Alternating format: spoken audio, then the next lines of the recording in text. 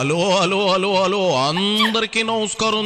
Media వాళ్ళు ఘోషిస్తున్నారు, మేధావులు ఘోషిస్తున్నారు, ప్రజలందరూ కూడా ఎక్కడికక్కడ అడుగుతున్నారు. ఆ ఉర్సా క్లస్టర్స్ అన్నటువంటి కంపెనీకి అపరంగా మీరు ఎలా భూమి కట్టబెట్టేస్తారు అంటే ఇంతవరకు ప్రభుత్వం స్పందించాలి కదా. ఆ కన్సర్న్ మంత్రి ఇదిగో మేము చేసినటువంటి వర్క్ ఇది అని స్పందించాలి కదా. వాళ్ళు స్పందించరు. ఆ కంపెనీ వాడు స్పందించాడు. మొన్న నాకు చాలా ఆశ్చర్యం వేసింది. కంపెనీ వాడు ఏమంటాడు, కంపెనీ వాడు ఒక నోట్ రిలీజ్ చేశాడు.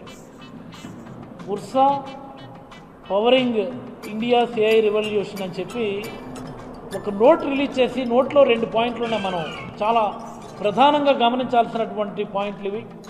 ఈ రాష్ట్రంలో ఉన్నటువంటి యువకులు మేధావులు గమనించాల్సినటువంటి అంశం ఇది. చూడు సిదిరి, ఓర్సా సంస్థ నోట్ రిలీజ్ చేసిందంటే ఏమనుకోవాలి? పారదర్శకంగా ఉన్నట్లే కదా. మేధావులు మీడియా వాళ్ళు గమనించాల్సిన అంశం అంటూ బలేగా చెబుతా ఉన్నావుగా.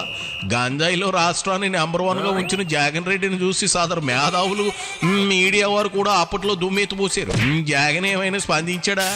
ఇప్పుడు గుండె బాదుకుంటున్నా నువ్వేమైనా స్పందించావా?